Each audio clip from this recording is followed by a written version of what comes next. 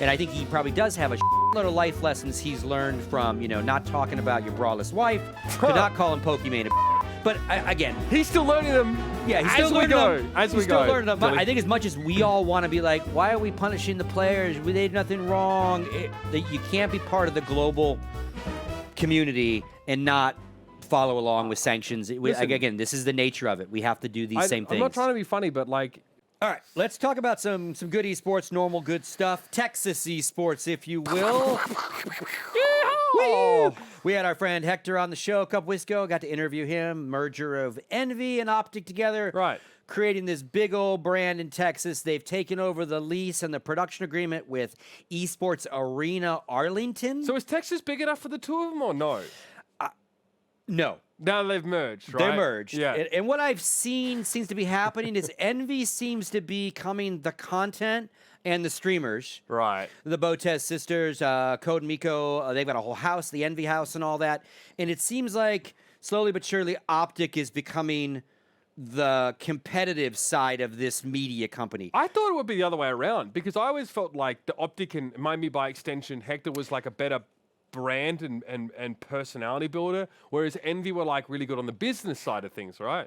I thought so too. And then, we interviewed Hector, and then sure as shit, that day, the next day, Optic Valorant team drops, right? Literally afterwards, right? Which again, we knew would happen. We knew that would happen. Because it got leaked, right? But even that, we were kind of debating, okay, what teams is Envy going to take or players versus, and I think Envy's going to be this creator brand. And Optic, I don't see a need for two competitive brands where they split. Okay, Envy will stay Rocket League. It just seems like you're going to put all the cheering fans under Optic for your esports brands and then work this Envy thing for your content creators. Did you just say Envy will stay Rocket League? No, won't stay Rocket League. Okay, because that's what they have right now. Envy does have a Rocket League, but it seems like you just move all the competitive stuff under one brand and go for it. Why would you compete against yourself? Doesn't make sense. Yeah. But anyway. They didn't compete against themselves. They competed against... a bunch of teams in the CDL over the weekend. The first CDL major of the year, Scott. Yes. Taking place, again, in Texas, Dallas-Fort Worth, Arlington, to be exact, the Dallas-Fort Worth area. Because it costs them fuck all to use that venue, I assume. Because of their business partnership with that venue. Well, I don't know the nature of how CDL is propping these up. Like, is this a home and away thing again? So is it on the home team to... have these costs, so therefore, obviously, Optic is in bonus round because they have the deal to run all the production out of they have a venue at their disposal, right? That is a very unique position, staff, right? And a full production company inside that building because they're doing shit unrelated to the team brands. No, right? I assume that like multiple teams will have to host quote unquote majors, right, and reap the benefits for that. But for Optic, like, those costs to running this event might already have just been part of the overheads of owning that venue anyway, right? Outside of operational costs on the day. So for them, it seems like a slam dunk. Their own venue, they're used to integrating with the space, with Call of Duty as well. Not the first time they've done this. Local fan base, people will make the trip to see Optic. Seems like a no-brainer for theirs to be the sort of first stop. The challenge is for the other teams to try and match this in some way, right? Next one's in what? You said Minnesota, yeah? Yeah, I think Minnesota is the next major. Right. So I guess it's on them to see what they're going to do. I want to go ahead and play a video of pure home court advantage at play here that I don't know if anyone but Optic can pull off. Let's go ahead and play this video, and then we'll talk about it.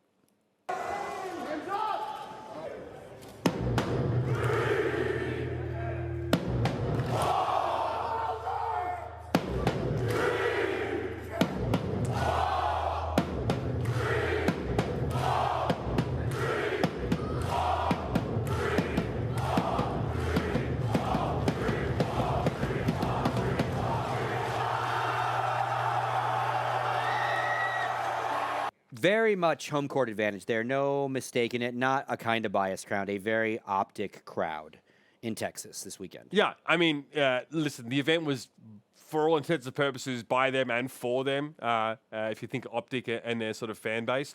We had a discussion, though, I want to say, was it last year, about the Astralis situation when they played in Ernsa, I think it was, or Copenhagen, I don't know which one it was, where the crowd was indicating to them what the opponents were sort of doing in like as non-verbal a way as possible. There was just like it got louder, right? And you have mics on as players, so you do hear the crowd, right? Generally, it becomes ambient after a while.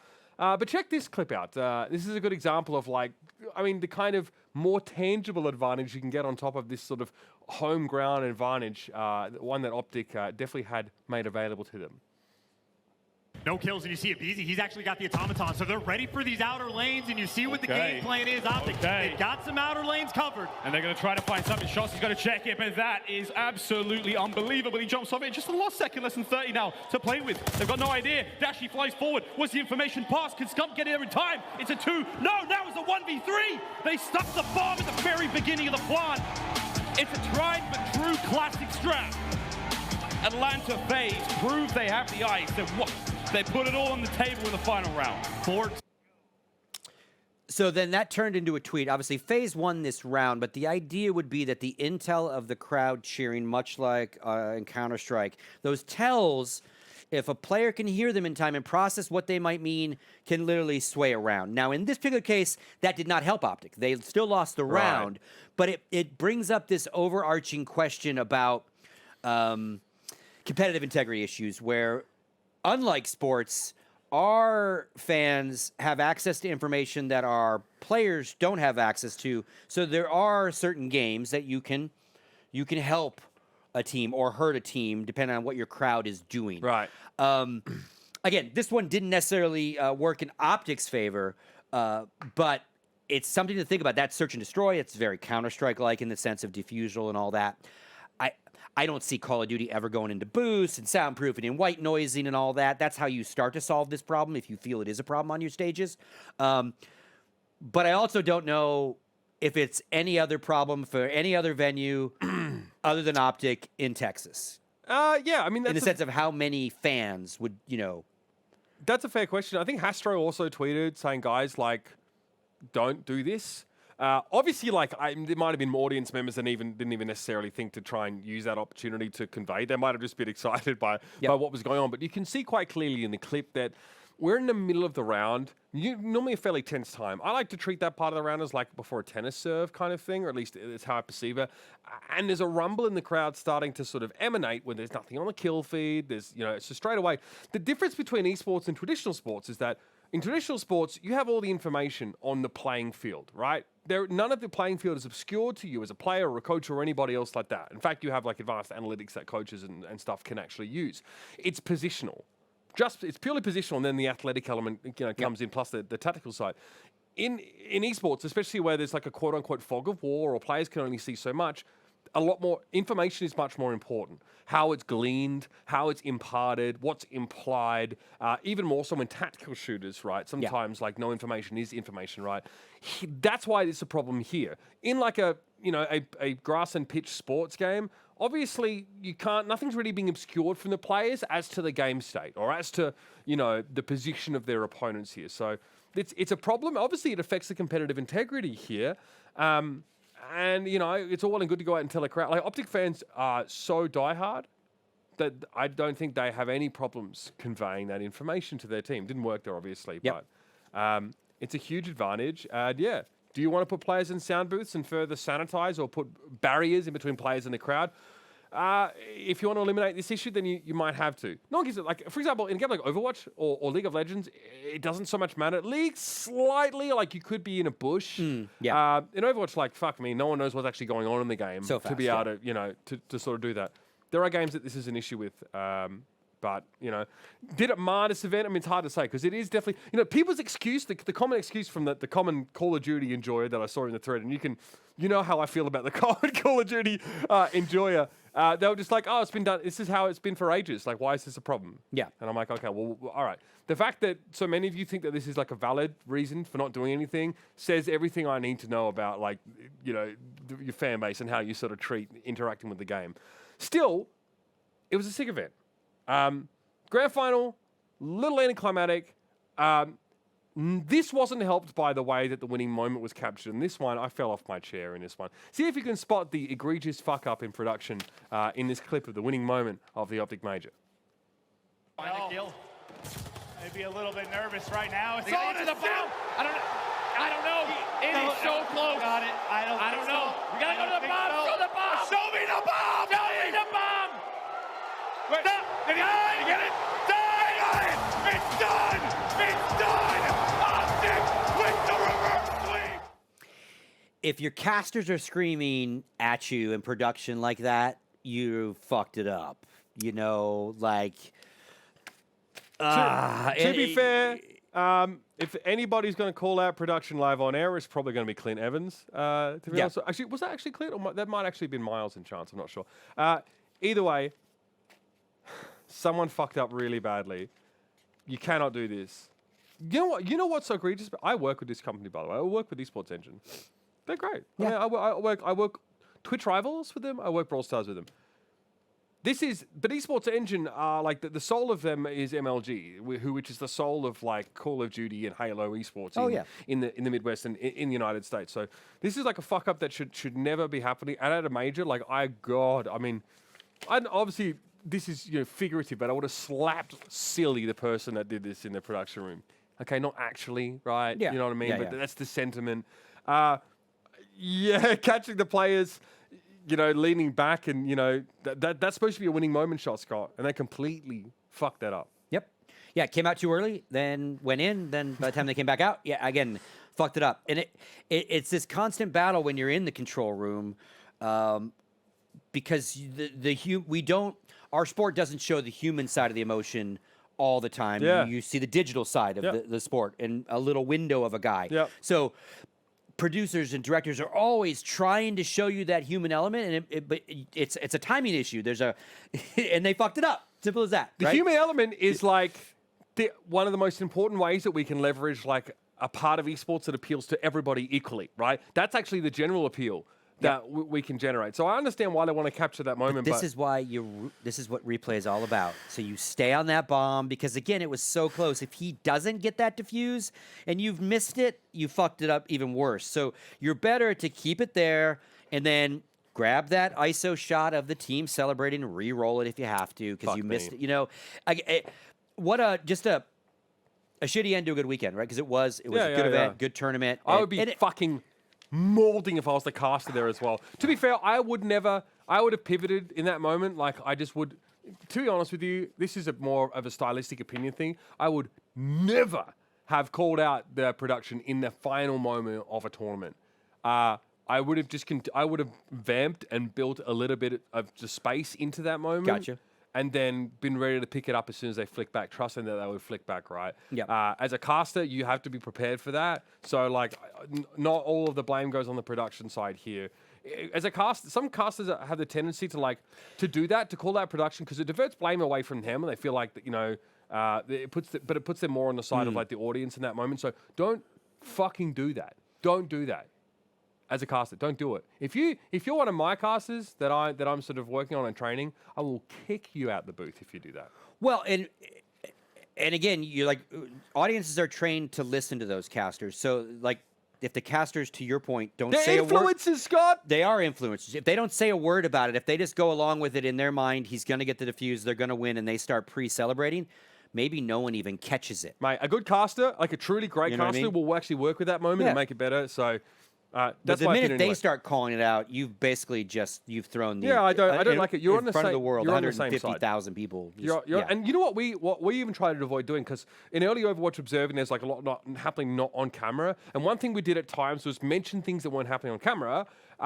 Because they added context to maybe the situation or whatever. But and Jason, obviously the guy that's behind the desk on this show, was the producer there, and we talked about it a bunch, and we sort of decided better not to do that. Better not to refer to stuff that was happening off the screen, and just try and work a bit more in the narrative with them. Because if you present more cohesive front, producers, observers, and casters, it's much better show. I think it's much higher quality, and there's no like LA production and stuff like that. Doesn't add anything to it. So I'm a little disappointed of that, but hey, these aren't my fucking casters, so I mean, one of them was probably an esports awards caster of the year award. We know how much that. I mean, today we've learned that you've got a harem, a cadre. What are we going to call these people? Of casters under you? Will you have a little group? What do you got here? At times, I've had the privilege of working with up and coming casters and provide feedback and sort of. Is this a service you provide? Can I get on board? I'm terrible at my throws. Yeah.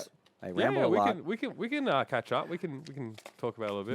Maybe a Uber MasterClass might be in order. Oh yeah, Be a top tier would I be broadcaster able in to 30 stretch days. that out to a full masterclass? And how much would I charge for that? I Be wonder. a tier 1 esports commentator. Yeah, but you know in 30 what? days. It's like writing a book on esports. You know, just because you wrote a book on something doesn't fucking mean you know anything of what you're talking That's about. very true. So I'm not so sure if I want to do that, but again, just an opinion. But fucking don't do it.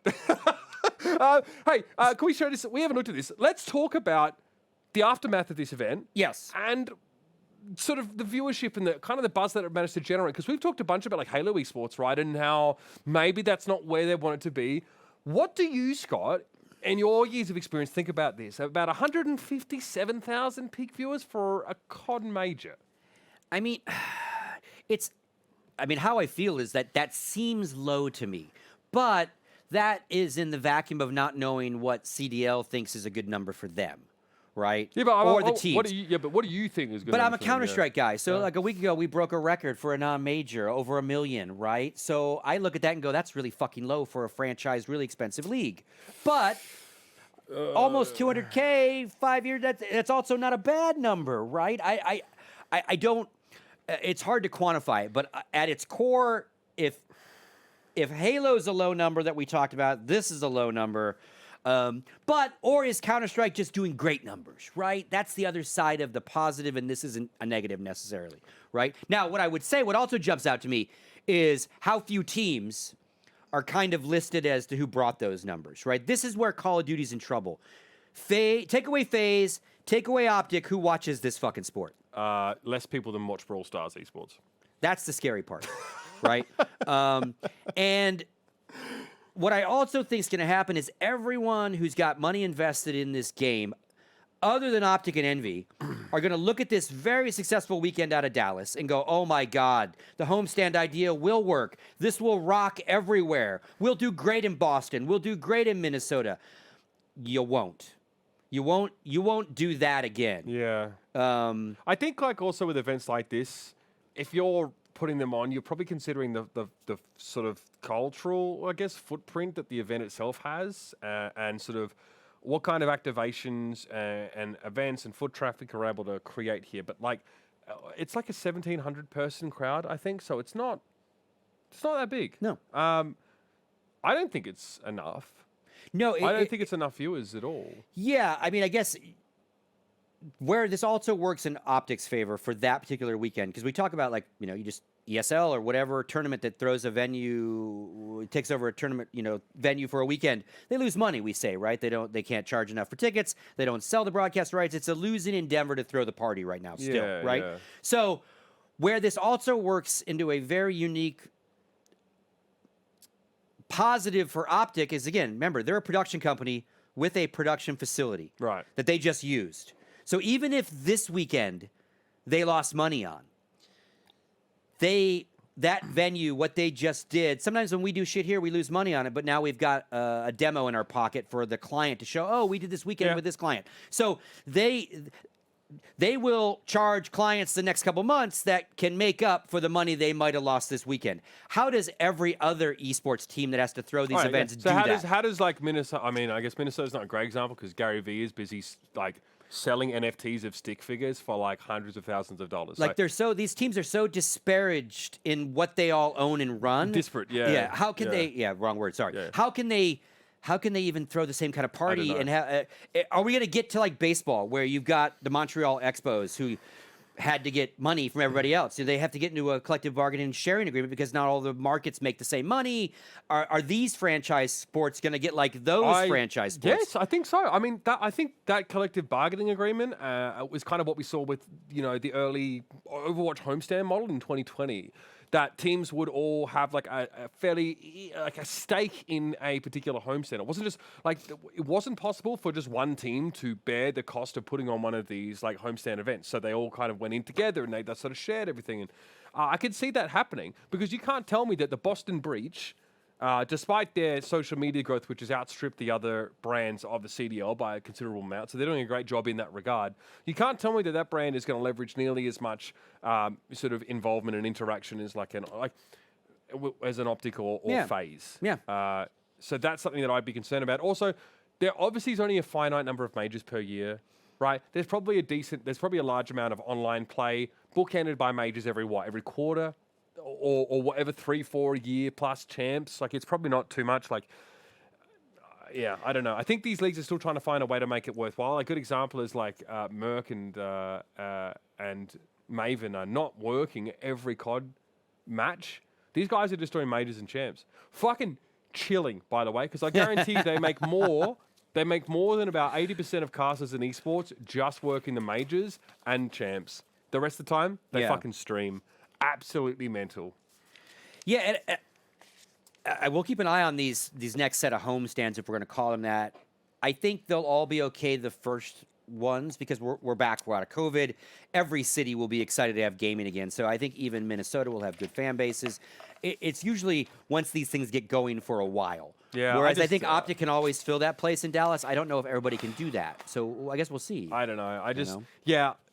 Yes. But I think, like, you know, the market for esports has grown a lot. And I don't think the market share for someone like, in fact, you know, because esports has grown, the market share for COD has gotten smaller. Because if it had stayed the same, their viewership would also be increasing by an appreciable amount year over year. It's not.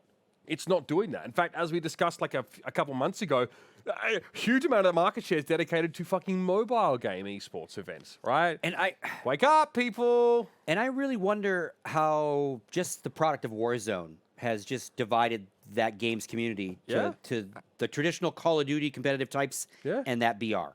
Right, just that has its own like world. And it's got its own thing, right? yeah. So maybe they just lost a whole shitload of fans that'll never watch Search and Destroy and all that shit again because that's their esport. You can't tell me like this isn't like being fed the same stale biscuit that you've just shat out like the week beforehand. You know what I mean? Like it goes down. It comes up to the game as well. Like so many people are saying like the game is fundamentally the same with a slightly different sheen, if there even is one, each sort of year.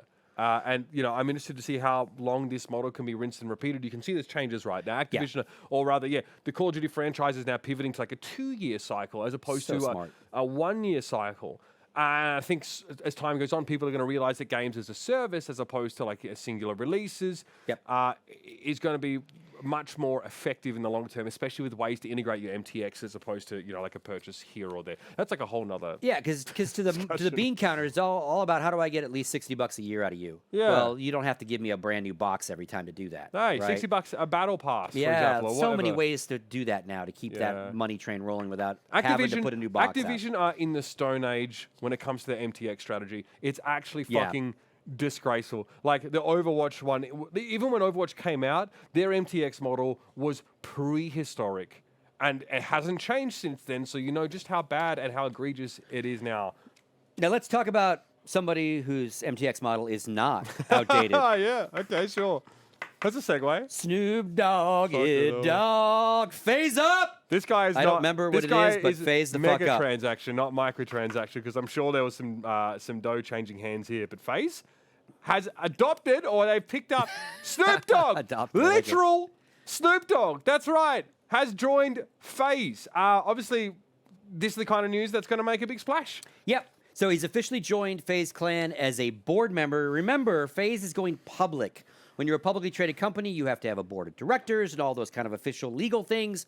So he is joined as a board member and a content creator. His son is very involved in all this. So it seems like it's probably through his son's excitement and enthusiasm in gaming and in FaZe that has gotten Snoop right on in. Everyone always wants to think Snoop is some young fucking guy. He ain't a young guy anymore, man. Snoop's an old man, right? Not as old as me, but you know, like he's not a kid. He's got kids, right? He's older for sure. Yeah.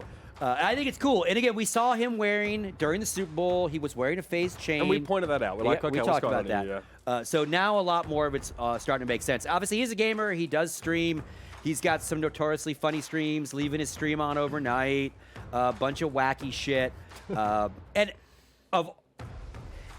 I can't think of any esport team that would make sense for him other than FaZe. Like, this is a perfect fit of these two brands. It just is. What does that tell you about FaZe? Again, they surprised the fuck out of me. They really do. Because years ago, I got into a fight with Banks online, and then Keemstar jumped on my shit to defend them. And all I said was, because it was when Tfue was suing them, right? And Banks made a tweet about, like, we're all family here, and I don't like to be treated like family, this whole, like, family thing. And this is a multi-million-dollar business run by multimillionaires. And all I tweeted to him was like, look, the sooner you start thinking that, stop thinking you're running a family business and more that you're running a multi-million-dollar business, the better off you're going to be, the less you'll get burned by people. And I said the only people that call their business families are like gangsters, the mob, right? And I was just trying to give a piece of advice. Like, if you don't think that guy's your best friend and your buddy and he's someone you signed a contract to, when he burns you or when he quits you, you won't feel so bad because it's business, right?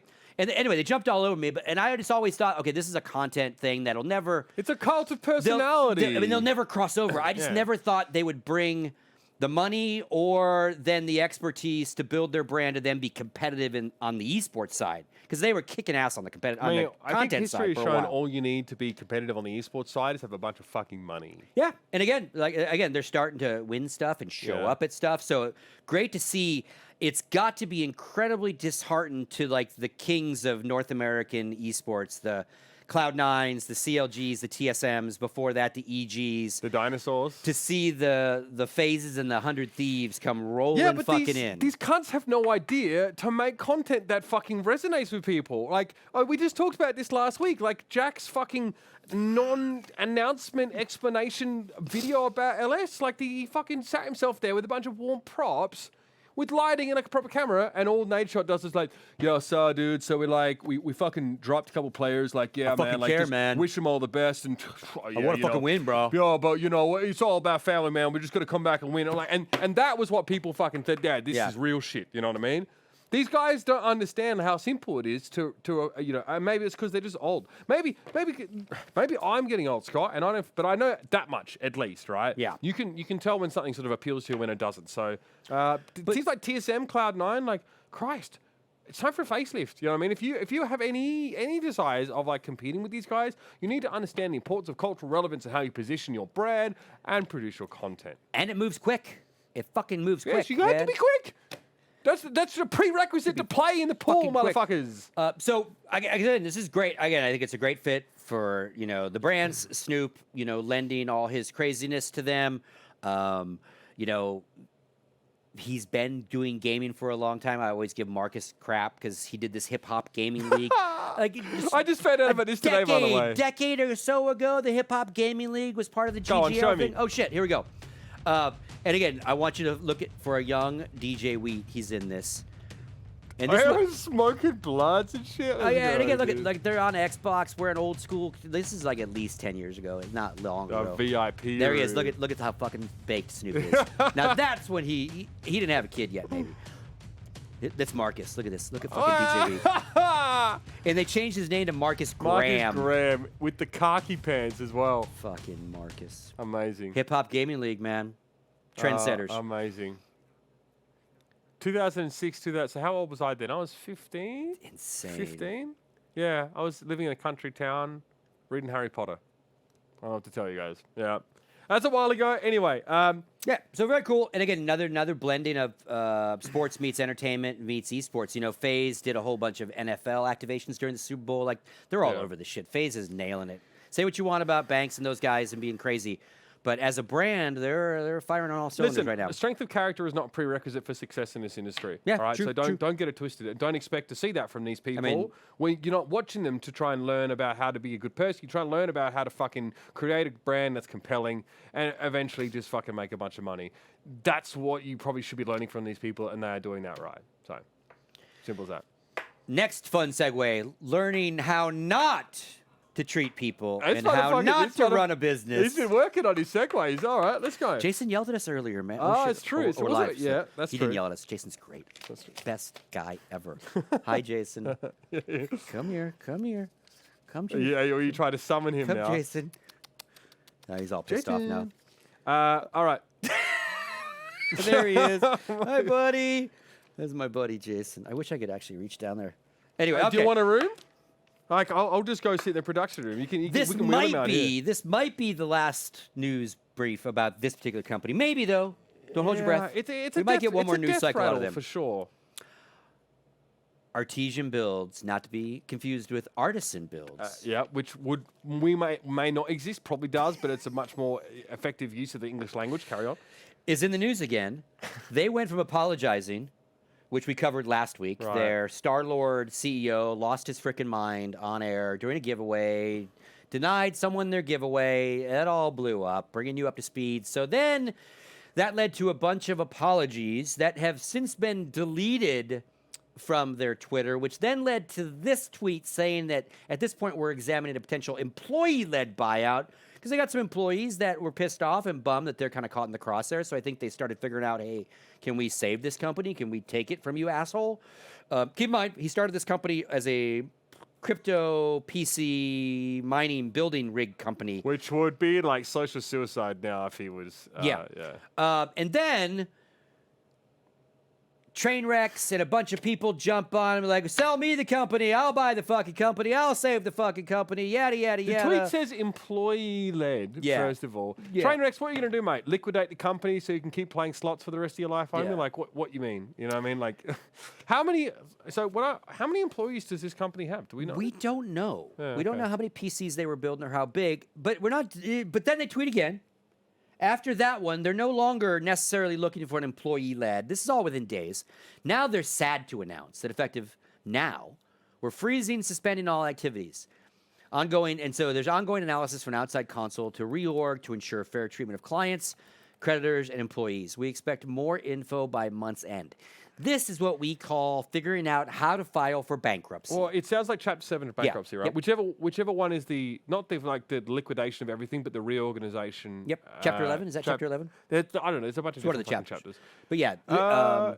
Interesting. But then, that's not all. Oh, really? One more tweet dropped this morning. The Well, rigor Jake mortis is Lucky setting in. is tweeting that last night, I even said it. Jesus Christ. See, they got me. Just as intended. Artesian Builds laid off everyone. Again, we don't know how many people that is.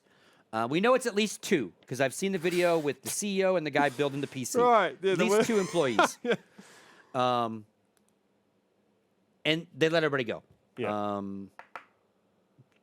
That sucks. No one wants to lose their job. No one likes to see anyone lose their job. But Yeah, obviously the company. So, like, I guess, if you're just someone who just looked at the clip, it's pretty hard to say, like, what it looked like. 2 guys just building PCs in like a room. Obviously, a company requires more than that. Like, you need people to obviously source the parts. You obviously need more than just one guy to build PCs if there's like a long queue or whatever. Yep. But it's interesting that this is, we've gone from. Them obviously, their CEO or what's his name? Chief Executive, yes, CEO. CEO, Noah. Displaying some pretty reprehensible behavior in public to the entire company being shut down. So, sucks for the employees that aren't assholes of this company. This is another good example of how this sort of reaction publicly can affect much more than the instigator of this behavior. Yeah. I guess there's allegories. I guess you could draw connections to what's happening to, we'll talk about later in this show, but people, in Russia that aren't behind this, that are being affected heavily by sanctions, right? Like, this is what happens when there is a reckoning, so to speak. Yeah. It has a ripple effect, and not just the sort of the person responsible is held responsible for it. So I guess it's an ignoble end for this whole venture, but I don't know how many people are really affected by this. I don't know much about the company really at all. Yeah, and then like we talked about at breakfast, like, are there people that gave $3,000 for a computer? They're not going to get their money back. Are there refunds? Are people screwed?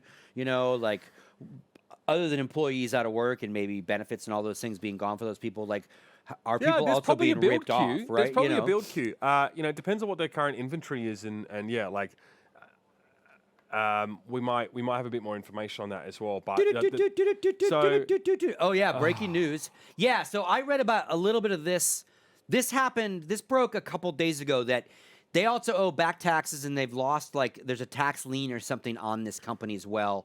So it might be tax evasion.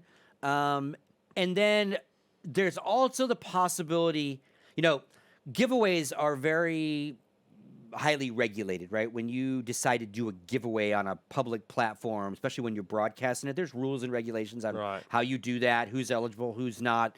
Supposedly, the simple fact that he changed on air the requirements for this giveaway is also illegal in the state of California, and he could get busted for that. Because it's like the ultimate rug pull. Anyone can enter. And then the day of the contest, oh no, you had to pay $10. Sorry, or whatever. You can't change your sweepstakes or your entry requirements once you're going. Yeah, and he did that. So that's probably, and people were pontificating smarter than me. It's probably why he deleted every apology, because apologies are often seen as an admission of guilt in some regards in court. So you get rid of all that shit, like it never fucking happened, right? Because his video's gone, all those tweets are gone. So, yeah. How interesting. Yeah. I didn't know there'd actually be... Yeah. I guess I hadn't thought of legal ramifications of changing your eligibility requirements midway through some sort of giveaway. But I guess because the prize is of, reasonable value, that might be why I guess, it's sort of an issue. But the tax evasion part is quite interesting as well. March the 2nd, which was a week ago, was when their business license was forfeited. So a lot of this is coming to a head at the same time because of the California. Who the fuck? I don't care who does tax in California. They take all my fucking money anyway. But they said they didn't say why, but they said that the company was not in good standing. So in order to get back in good standing or to get their business license back, there's a fee. They have to submit all tax returns, all dues, all that sort of stuff. So it implies that they've not declared everything, or there's been something going on with tax evasion potentially. Yeah, and that could be criminal in the sense that he intentionally decided not to, or he could just be a terrible businessman and didn't properly track all his taxes and what he should pay. It's very easy to get behind on your shit when you own a business. It's also very easy to go, well, fuck, I'm just not going to pay him.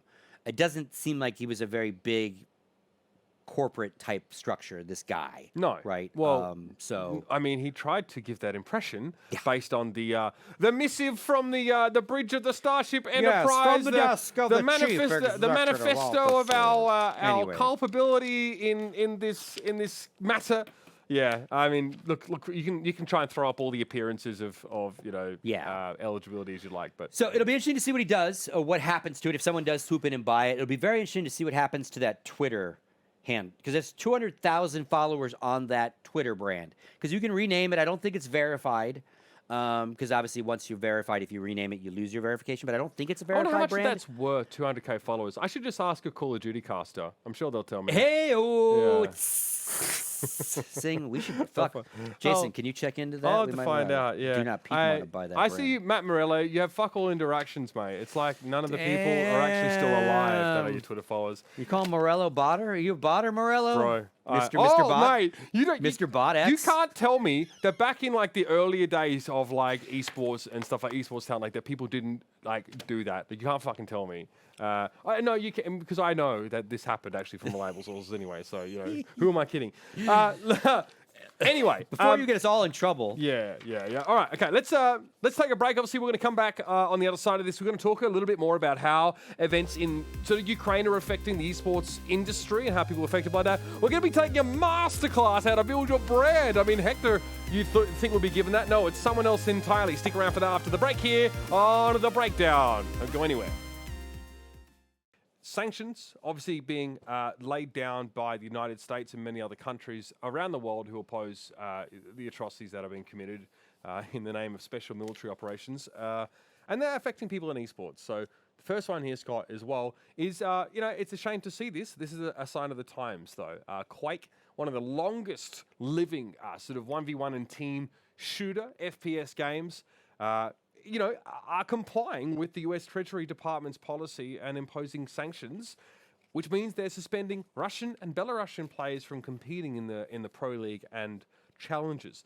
Now, Quake is especially known for having incredible talent from that part of the world. Ever heard of this guy? Holy shit.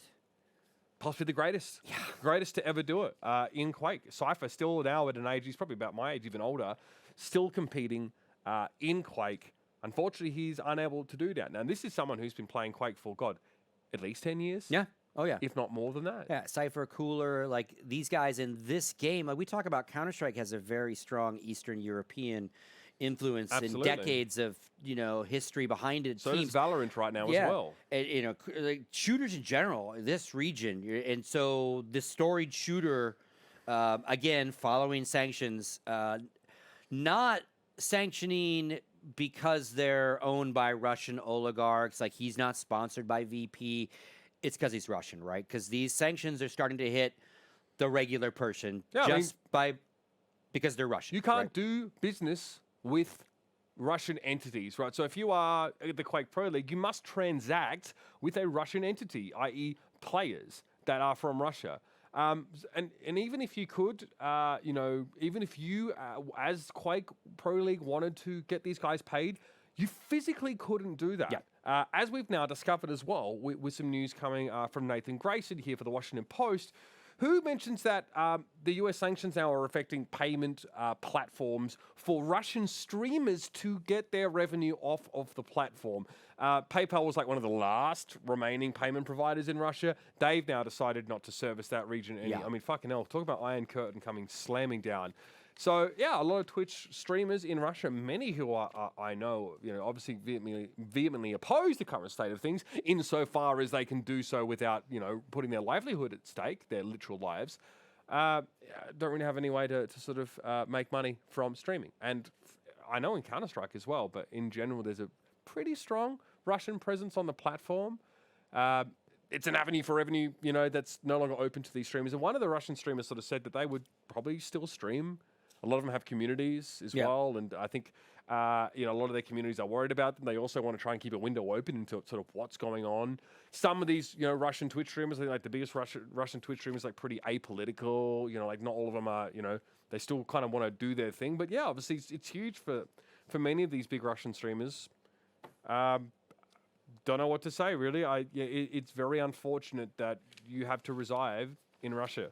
It really is very unfortunate. Yeah, and it's obviously, a lot of people are like, "Oh, just move! Like, come on, you just go somewhere else." And it's so much easier to fucking say that, man. You could live in the Ukraine. That could be worse. Yeah, right now that would be worse. Yeah. And you also hear a lot, like again, these people are all collateral damage. We talk about the Virtus Pro players, all these sanctions that affect just Russian ESL thing, right? Yeah, that just affects Russian citizenry. That's collateral damage in a different way than we're used to. And when you hear the words collateral damage in a war, you think, okay, a bomb hit a school, it meant to hit a munitions factory, collateral damage to the war or something like that. Not something you want, but you don't often think about the economic, just regular Joe Blow, want to go about their life and how a war affects them. Because then the next step for a Twitch streamer, like it's great to hear that those guys will keep streaming even though they're probably going to not be able to. It's not like Twitch is like keeping track and be like, okay, we'll catch up on all the money we owe you because they probably have lost all systems. But what happens when the servers go down and you can't even stream to your community? I mean, right? Yeah. Also, like, why would the Kremlin want the youth of Russia to continue to be able to be influenced by,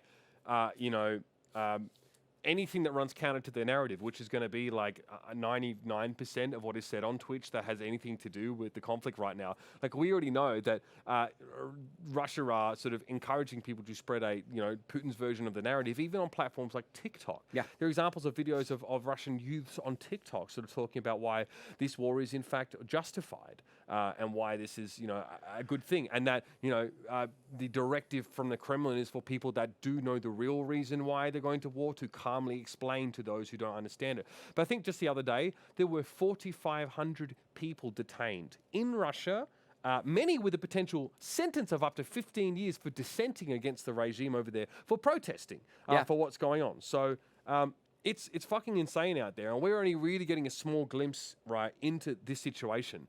We talked about last week, though, this perpetual fucking victimhood put on display by Virtus Pro's management, right? Yes. A company who has direct and irrefutable ties to Russian elites, oligarchs, if you will, who said that this is a witch hunt, that our free speech is being negated or denied us. Well, we now know that they will be representing, the Virtus Pro team will be in the ESL Pro League, but they are mostly complying with the directive from ESL to not represent that particular brand. They instead are going to call them, fuck me dead. I know. They instead are going to call themselves outsiders. So close. Really? They were so close. So, listen, there could be a ton of reasons for this, but what it seems to me like is that in a huff, the management of this org says, oh, well, you are ostracizing us and you're coming for us and against us, so we are the outsiders now. Yeah, we're martyred. You know, our name has been martyred, but we are now the outside. Like, sorry, what? How are you owned by a guy that I think got his yacht taken from him in Hamburg or whatever, right? And was it like an $800 million super yacht or something? Oh no, that was a we're different the oligarch. outsiders. We're like, that's the ultimate like. This is what it is. victim. This is what happens, right? Is that these sanctions come in. It's insane. And these Russian elites just complain of Russophobia. Like, that's what it really is. Like, it's got nothing to do with the fact that a ceasefire in Mariupol was recently contravened so the fuckers could bomb a hospital. And you're crying about your free speech and cancel culture while hospitals full of people are literally being targeted in Mariupol. I don't know what to say. Like, you, Mr. Boss of VP, go fuck yourself. He said that. Yeah. Just, you know, that guy over there. Go fuck yourself. Oh, my God. Anyway, so at least they're competing. And for the players' sake, you know, I don't know how they're supposed to get paid or whatever. There's probably some avenue in which they can do that, because normally teams probably take off the top, or the teams take the prize money and then disseminate it. So yeah, this still gets into a whole, you know, so obviously they've made a decision. These guys are going to try to play as outsiders. We're still waiting to hear what Gambit's going to do. Gambit's also an EPL. They have been renamed Unknown as the team in the listing. These teams play in the second half of the groups starting next week, because EPL started yesterday. Okay. Yesterday or today.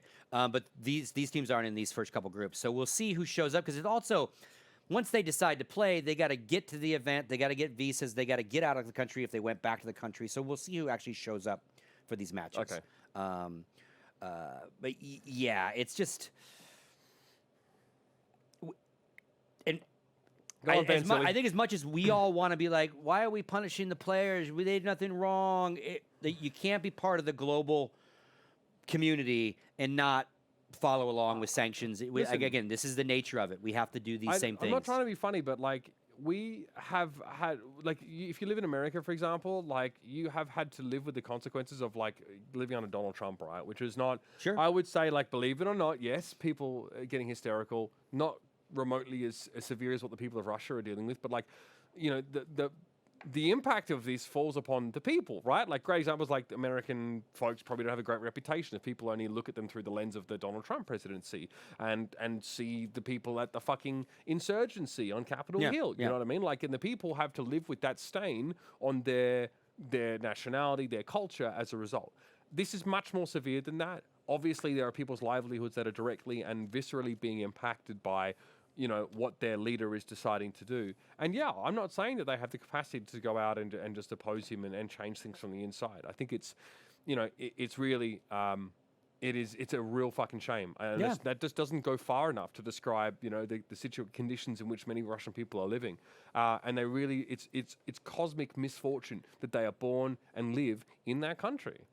I mean, we're witnessing the destruction of two countries right now, really. Yeah. And maybe one was already very broken in Russia, but like, Jesus.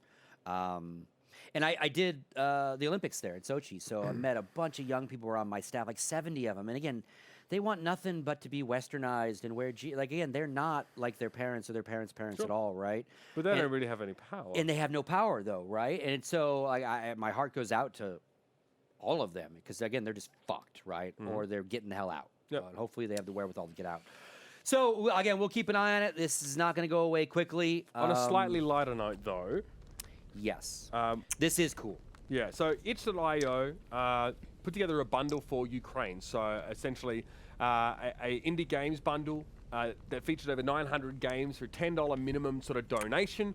$1 million in under 24 hours. There are the rates, which is fantastic. There's a ton of awesome initiatives right now that we're seeing, both official and sort of, you know, much like this one that sort of popped up in the wake of what's going on there. But a bit of a feel-good story in a very dark time as well. It's great to see gamers are also, you know, with some incentive, no doubt, but are willing to give to a cause like this. Hopefully it continues to happen, because the people in Ukraine continue to need our support. And it's a great bundle. Like, a lot of the games in the bundle are like $10 each just for the one game. Yeah. So like, plenty of money's worth and a great cause. If you like cause. if you're like me and have a bunch of games in your Steam library you haven't got a chance to play yet, this is a great way to continue ensuring that status quo is maintained for quite some time. Yeah. I think. And it lets you. I looked at it yesterday. I bought into it. I threw some extra money because you can add more if you want. Yeah. $10 is the minimum, Yeah, right? yeah. And you can gift. So if you got some money, you want to gift the bundle to somebody else. Just really, really cool stuff.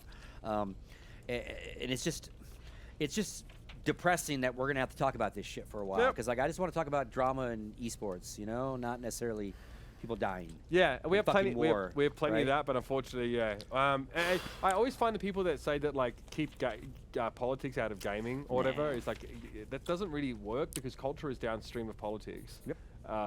So esports is affected by that. Fuck me. Yeah, welcome to the world. Can you think of all the things we talked about the last few weeks that have been related to sort of politics, like the ESL acquisition, right? Like the whole NEOM sort of stuff. Obviously, this Ukraine stuff. Talking about DMCA and stuff, litigation stuff. It's intertwined. It's just a part of life. I think in crypto, financial world. Well, yeah. I mean, I don't know if you're going to be able to get away from that either. I think that's definitely coming, and I understand the resistance to it, but I think it's ultimately a little futile. That's a personal opinion. But yeah, so all these things are going to be impacted. So if you're one of the people that's like, keep politics out of my gaming, then just stick to gaming and don't just play single player games for the rest of your life. You might be able to keep politics out of it. But as soon as you involve other people, there it is. Politics. But if you're going to involve one person in what you do with gaming, who would you involve? Oh, listen, I tell you, I would, if I was developing a support team, you know what I mean, or someone to really catapult my gaming career to the stratosphere, I would hit up your boy Ninja, of course, the blue-haired superstar of Twitch, Mixer, YouTube, Twitch, again, not really sure. The kind of person that still refers to women as bitches in the year of our Lord 2022. Yeah, Ninja has unveiled his magnum opus on MasterClass. That's right, for a nominal fee of I don't fucking know, $15 a month or whatever. You can learn to become a streamer in 30 days. This is what this course proposes. Now, MasterClass. This is MasterClass like I've seen, like Gordon Ramsay has a MasterClass and Spielberg and so it's like a directors subscription service where, look, I think that undertaking learning as a lifelong sort of endeavor is it's intrinsic to who we are as people, right? Good call. This is great, and I think that MasterClass is a fantastic platform. Ninja is obviously one of the most prominent streamer of our generation. You can see here, creating a streaming environment, letting people watch your live stream. So how to, everything that goes up into the first stream as well. I never thought about this process as being so, not regimented, but so fleshed out, so institutionalized, enshrined, I guess. Because, I stream a little bit here, but I really just sit down, turn it on and go. And there's a lot of things that I just don't think about. Yeah. And for someone who doesn't stream at all, has never streamed, I know kids in schools these days, they want to be a fucking streamer. Or like an Instagram influencer. That's what people that I know that are teachers are telling me. So this is probably great for that. Yeah. I mean, if gamers, quote unquote core gamers, might sort of sneer at this, like, I cringe, lol, but this probably is genuinely valuable information and knowledge to be amassed by those that are interested in becoming a streamer. But will it help you? Because, do you think this, Scott, what this course is about is what catapulted Ninja to fame? No. The only thing I hope is that this course sets the appropriate expectation from its participants as to what it really takes to become a big Twitch streamer. Because the reality is, Scott, is that for some people, it's fucking dumb luck. Right place, right time, right angle, right vibe, you name it. Easy for me to say because I'm not a huge streamer, right? That's the impression that I get.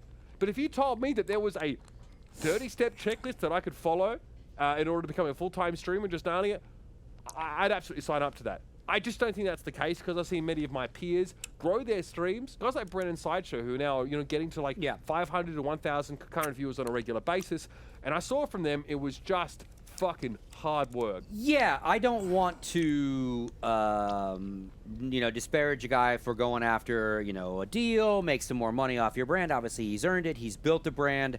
And it doesn't look like he's being disingenuous in the sense of he's selling you the miracle of getting rich quick and being a streamer. He's going to teach you the tips and tricks on how to be a streamer, but no guarantee that you're going to ever be a ninja, right? This isn't a get rich quick as a streamer guide, right? He's not selling like snake oil. And I think he probably does have a shitload of life lessons he's learned from, not talking about your braless wife, to not calling Pokimane a bitch. But again, he's still learning them. Yeah, he's still learning them. As we go. He's still learning them. Sorry if there's a bit of a rattle, by the way. It's probably my Is setup it here that rattles a little bit at the back of my shirt. So yeah, no one's eating on. Because where I think it's a little weird is like Ninja was a popular pro player streamer who was playing Fortnite the day drops were enabled, and he is popular enough that he made it at the top of the Fortnite list, and everybody and their mother came for the free goodies. Do you know what he did before that? Was he doing H1Z1 and the other BRs? Well, he was a Halo pro. Oh no, he's a Halo pro. Yeah, I knew that. For Renegades. But he wasn't. But it wasn't like that. No, wasn't but his he was streaming. He was he was fucking grinding to like a quote unquote dead stream, a very small stream for a long time. Yeah, it just happened to be. He's a journeyman streamer kind of guy. Release day with drops enabled. And have some in the community beginning of already Fortnite. there? The beginning of Fortnite. The chaos he rode that entire fucking wave. And so I think, that's lightning in a bottle. What happened to him? What happens to these streamers is often lightning in a bottle. Right place, right time, right collab, right people watching, and away you go. And then you got to lock in, and obviously he put a team behind him. He didn't become a multimillionaire because of that. Got a wife who that threatens stream. people with legal action. Got all the bells and whistles, Scott. Yeah. But I think, to your point, this guide's not for us. It's not for us. It is for someone who maybe doesn't know anything about OBS, doesn't know any of the basics, and hopefully it's a very flushed out, technical. I hope it's worth the money, right? Yeah. It shows all the tools, got lots of do's and don'ts, because again, he has learned a lot of do's and don'ts. But I think presumably, I just think it's because you see it all the time. Like if you read like Twitch's subreddit. Quit my job today to be a full-time streamer. What camera should I buy? Should I buy this DLSR? It's like, what the fuck are you doing? Yeah. Casters, that happens with casters as well. Yeah, and it's just during the COVID pandemic, a lot of casters did the same thing. Because it's like, oh, I play games. I've got a camera. And it's just so I streamed a little bit too, and I used to tell Jason, I hate this. Because I feel like I'm on and I just want to drink and smoke and game, and I can't do that. Like it takes a very certain special person to keep the same attitude for years. For 8 to that hours audience. a day. 8 hours a day, 7 days a week, 4 years. And I just couldn't, I couldn't pretend that long, right?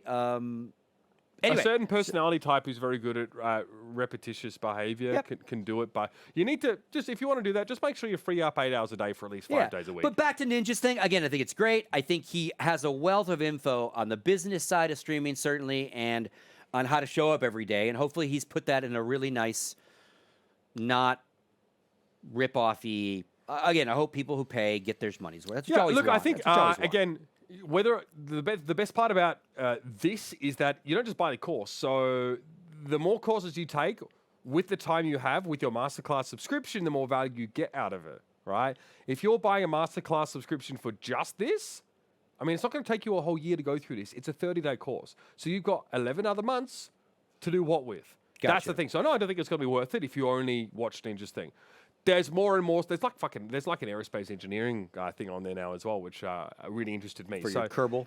Well, yeah, exactly. Well worth checking out. Yeah, for sure. But don't go there just yet, because one of my favorite parts of the show is coming right up. It's time to fire up the grill, baby. That's right. It's time for the rapid fire presented by Rivalry. Where again, we're going to put Scott under the microscope. Oh no, it's more like putting a magnifying glass on ants on a sunny day. That's a little bit more what it's like. That's right, it's heating up in everybody. Now, rapid fire is a series of questions that are delivered rather quickly. The idea is to make sure that Scott has as small amount of time to answer them as possible, to make sure that the answers are as embarrassing for him as possible, so we can post them later on social media to make him look bad. It's happened to me, it's happened to him, and it's coming back around again. So are you ready, Scott? I am ready. All right, first question here in our Rapid Fire presented by Rivalry. Would you rather be stuck on a road trip with a group of Trumpers or NFT lovers? NFT lovers. Which was better, Counter-Strike Source or CS Condition Zero? Condition 0. Okay, delete one band, Smash Mouth or Kid Rock? Hey now. This is Jason's taking question. too long. I'm going to delete Kid Rock. Oh, okay, fair enough. I might have done the Shrek. same. Okay, would you rather be paid $1,000 to fart in a jar or $10,000 to smell my fart from a jar? I bet yours smells like roses. I'll take the money. Oh, I have a lot of protein. I'll take the money. 250 Give me grams that protein. money and you're waft it your way. Every man has his price, I guess. Okay, was Twitter a mistake? Yes. Is Pete Davidson the Dane Cook of the 2020s? Fuck no. How dare you? Who was the best Batman? Adam West. Adam West! Get fucked! Oh, okay. Star Trek or Star Wars? Star Trek. Okay, fair enough. Who would you rather play? Who would you rather play you in a movie? Danny DeVito or Danny McBride? Danny McBride. Okay, really? Not DeVito? I mean, okay. All I right. don't want to be that's too on the nose. DeVito's too fucking on the nose, man. All right. I Come just on. said we could do a movie. I'm Arnie, you're Danny DeVito, right? That would work. Yeah. Okay, what's the best esport? This is obviously the question that went to Twitter, by the way. Oh, okay. What's the best esport that's ripped off Counter-Strike? Call of Duty or Valorant? Oh, I think by pure nature of the question, I think the answer would be Valorant. Right. Because it's more pure of a ripoff. Yeah. Whereas there's a mode in Call of Duty that is search and destroy that is a ripoff, but the rest of the game isn't a ripoff. Yeah, in fairness, like it's fairer to say that COD was a ripoff of Counter-Strike back in the day when Search and Destroy was the only competitive game mode, right? Yeah. And then they fucked it up and they took it to console. But COD 4 S&D was it was like Counter-Strike really with just Quake mechanics essentially. But, All right, we posed the same question, of course, to Twitter. So I did. To see what they thought here, and of course in the chat with our poll, what's the best esport to have ripped off Counter-Strike? And you all answered either Call of Duty or Valorant. It was Valorant, and yeah, fair enough, because Valorant is outwardly much more of a quote-unquote rip-off. Fucking hell, Volcano is the one that's worked on both those games, so you know it's Give you that. fair enough. I know why Call of Duty's in there, but yeah, definitely. You could also, technically Call of Duty you could say is like based on like Day of Defeat. Yeah, it was. No more Day of I Defeat. played DoD Source Oh, God, a little bit, so and that's where COD 2 and DoD Source were like really similar. So there you go. That's this week's Rapid Fire presented by Rivalry. I did want to grill you a little bit on the on the fart jar one. So you would take the more money, even though it's my fart. I'm telling you, because my farts are fucked up. Well, I have to deal with indigestion on planes because I'm too afraid to fart because I have 250 grams of protein a day. Like, it's fucked up. What was the other option? Would you rather be paid 1K to fart in a jar? Yeah. But it's the money. It seems like 10K really got you thinking. I could do a lot with 10K. And it's just a fart. Like trying to erase your memory. Someone during the Call of Duty, I don't know, Matthew, maybe that was you. Did you drop the bomb during the Call? One of us farted during the Call of Duty segment just now. So I smelled a fart today for in free. that segment? I mean, fucking free. Oh, yeah, I've been farting all day in here. So, you owe me 10 grand. Anyway, sorry, Matthew, I didn't mean to. Sorry. Show me the contract. All right. Of course, not only do we ask each other ridiculous questions out here, not only do we ask questions of the world, i.e., why are you so fucked up? We also allow you to ask us questions. So if you have questions up in the chat, you might have an opportunity to ask them. So we do have one. So, okay. We'll start with this one. Scott, go to you first, because we've discussed this before. What do you think about G4 sunsetting the show Boosted? Now, do you want to explain maybe to people what Boosted is? Because they might not be sure. Yeah, so G4, fairly new relaunch of G4, has come back in one of their weekly shows. They have 4 weekly shows. One of the weekly shows was called Boosted, and that was their esports-centric news show, news, skits, wackiness, combination of that crew's humor and the news of esports of the week. They had a D&D show. They've got Attack of the Show, and then they've got... look, I'll be honest with you, I haven't They really had 4 watched it. weeklies. I watch it when I'm here, right? Boosted happens every week. The last time we saw it, I did watch last week's episode. It was like a spotlight on Pokemon. They had Seltzer there as well. Yep. Looks like they played the trading card game. I enjoyed that game immensely. I'd cast it if I could. They played Pokemon Unite as well. So they, again, it's a show that got sunsetted, so obviously they're not doing it anymore. Golden Boy obviously posted a video to Twitter. Yes. I love Golden Boy, but I stopped watching after. It's like, so sad, but I'm really excited about what we're going to do. I'm like, okay, I'm not going to get a real sentiment from you about this, frankly. Golden Boy is unbelievably good at spinning things the way that they should be. He can be very genuine. He's a very genuine person, but frankly, like, he's extremely good on camera, and he's like Puckett, right? Like, I could tell that it was like a bit of a spin there. So, look, these shows, we have precedent. These shows don't really pay off. Like, there's no ROI on these shows, right? Not enough people watch these fucking shows. I've been on multiple of them, like esports or raps. I literally did one with Cloud9, like a less production value and less production budget than theirs. But I mean, we were running tighter overheads, tighter budgets, and it still fucking didn't work out. And we had me, Monty, fantastic guy to have on a talk show, and like DDK a lot of weeks. Yeah. So like, okay, a little bit of a fucking, a little bit, maybe too many bros in that kitchen, to be honest with you. Like, that's fair. But again, we covered sort of sports around. I'm not saying we were better than G4, but it was the same idea, and we just found out people didn't give a fuck. People didn't care. Yeah, and again, we have the same issue here as discoverability and getting the name out here for our little breakdown shows. Not a huge viewership here. I think one of the issues for them, much like Venn, is like they're not half-assing anything. They're not lowballing anything. So like production value on that show. They have so many staff, dude. Yeah, and like if you watch an episode of Boosted, you're watching segment after segment after. Like we sit here, we have a run of show, and we have news and B-roll, and it's us talking. This is a conversation. There's no five producers figuring out the pie throwing contest. That's the next segment after the trying snake. To land Pokeballs the in snake the twirling. Hat. Like they have TV-esque segments over and over and over. They're not actually just doing esports news. If they were doing esports news, it'd be a far fucking cheaper show for them, right? And easier. So I think and they don't say why they're getting rid of it, but I imagine low viewership and high labor intensive there work. are people writing that show, people sourcing guests, props, all the tech and stuff. Like it's mental. Yeah. But you know what? And what they now positive side is what they've said is they're not getting away from esports. They're just getting away from Boosted. They're going to do. They started to do some tournaments. They did a Smash tournament.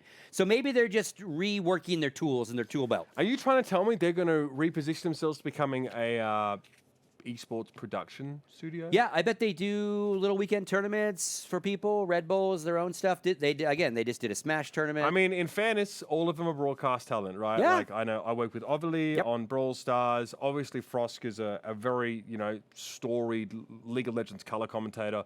Golden Boy is a host and sometimes play-by-play caster as well. So you could cobble together, a broadcaster. And I say cobble together because it is a bit of a mishmash of different people with different expertise levels in esports broadcast. But they've all done it. They all, they are all, I would consider, professionals in that role. And they're also, keep in mind, they're also trying to sell this shit the old-fashioned way. So they've taken these shows, they've got them on all the different platforms, they've got them on Pluto and all the different, they're trying to sell this shit. So maybe they've also found that selling a weekly talk show about esports is not as lucrative as constantly selling this weekend and that weekend of an actual tournament. So just keep the overheads low. How about you just put two guys in front of a really complex, expensive video AR setup? That would really cut the cost. Bring it on down. Make it make sense. You know what I mean? And make one guy like the owner of the company, so you have to pay him dick. Yeah. Because you're overpaying the other guy way too much. Burn it down. That's just false. All right. So what I hope is that crew sticks around. They have a nice vibe. Again, I thought the show was very contrived and very scripted and less esporty and more jokey and wackiness and anime titties and shit, which is great. I'm not the audience. I'm fine with that. I liked it. I like that part. I hope they do more real esports. It's dot point scripted, right? You know the difference. When someone's reading a prompter and when someone's there's dot points in the prompter and then they just insert themselves in between. It's actually not easy to do in esports. People are fucking dog shit at it because they have no practice at it. So, being able to, we don't have a prompter here, by the way, as you can probably tell that because we don't have it every 5 minutes. That's right, Mitch. We don't have a prompter here. No, we don't have a prompter. Fuck you, San Diego.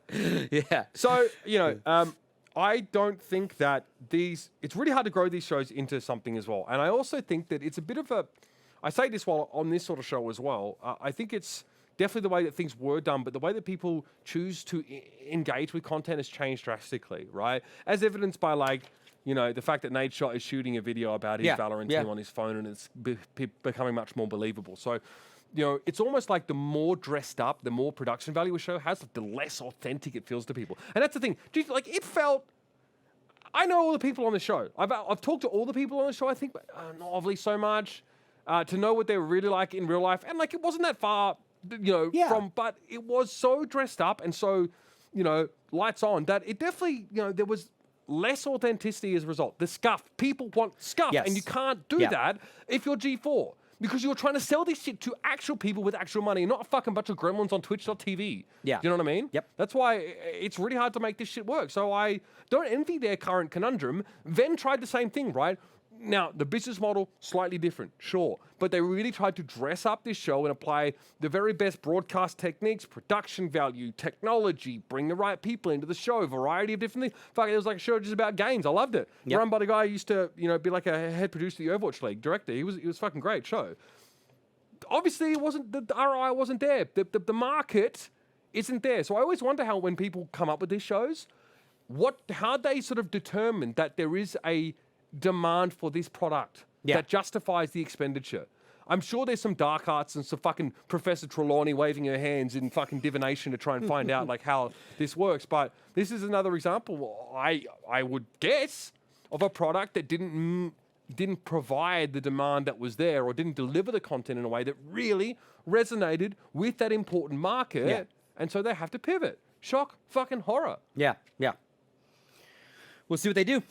All right, what's our next question? That's a long answer to a question. All right, I'll take this one. Hey, Bobby's in the news again. Our man, Bobby. Bobby, fuck you, Kotick, now being investigated for insider trading. How long till they kick him to the curb? Have you heard about this? This broke yesterday. Yes, so from what I understand was that 4 people, 4 like executives, I guess, on the Activision Blizzard side purchased shares just before the news of the merger.